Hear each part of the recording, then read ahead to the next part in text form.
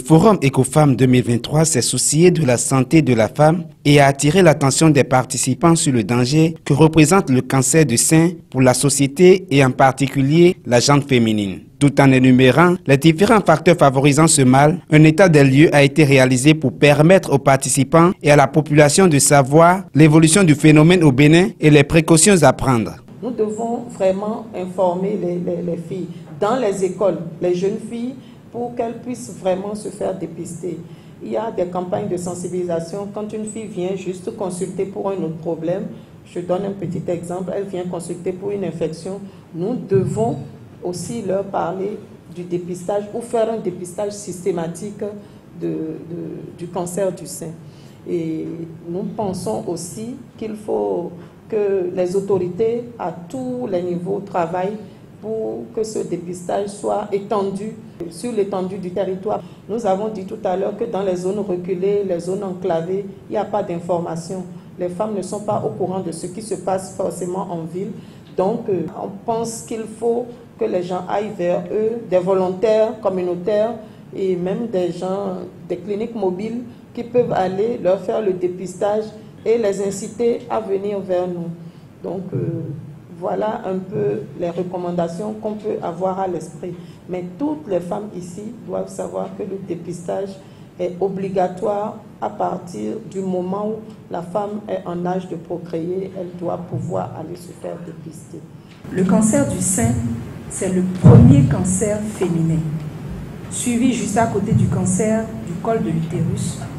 Et la prévalence, c'est-à-dire qu'on prend 100 femmes au Bénin, on a 35 qui feront un cancer du sein. Et sur les 35 qui ont fait le cancer du sein, c'est-à-dire qu'on va les prendre en 100%, 21% mourront de ce cancer du sein. C'est ça la réalité. Mais il y a encore une autre réalité propre à la race noire. C'est qu'on a constaté qu'en Afrique subsaharienne, c'est les filles de moins de 50 ans qui font le cancer du sein. Et c'est un cancer très agressif. C'est-à-dire que du jour où on dépiste ce cancer, au jour où elles pourront éventuellement mourir, la période est vraiment courte. C'est-à-dire quand on vous dépiste un cancer du sein à 20 ans, il faut courir. Or, pour courir, il faut l'argent. En Europe, le dépistage a dépassé la palpation. En Europe, on ne palpe plus les seins pour dépister.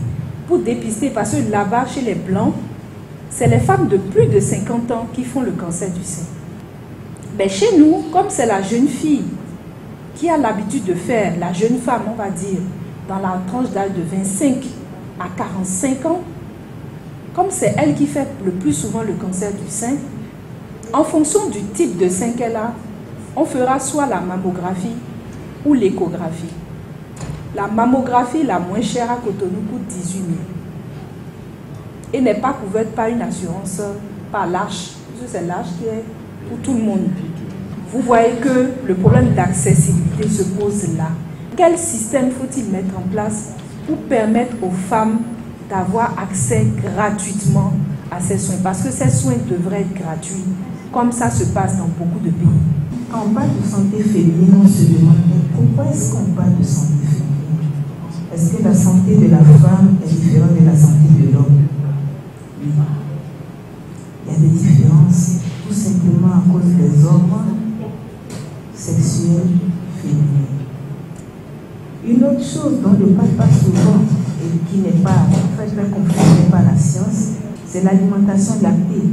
Nous prenons trop de lait en tant qu'adultes alors qu'on est plus des enfants. Or, le lait parfois est un peu acidifiant pour l'organisme. Tout ça va renforcer l'inflammation. Et l'organisme qui a peu d'antioxydants et beaucoup plus d'aliments inflammatoires est vulnérable à toutes sortes de maladies et n'importe quel cancer peut se développer facilement. Une autre attitude que les jeunes filles et les jeunes femmes ont, c'est les cosmétiques qui sont utilisés à tout moment. Quand on prend une jeune femme et quand on l'analyse depuis la douche jusqu'à sa sortie, il est possible qu'elle puisse mettre au moins 6 à 8 produits avant de sortir. Et l'analyse à 8 produits, si vous regardez au laboratoire, vous trouverez au moins 50 produits toxiques.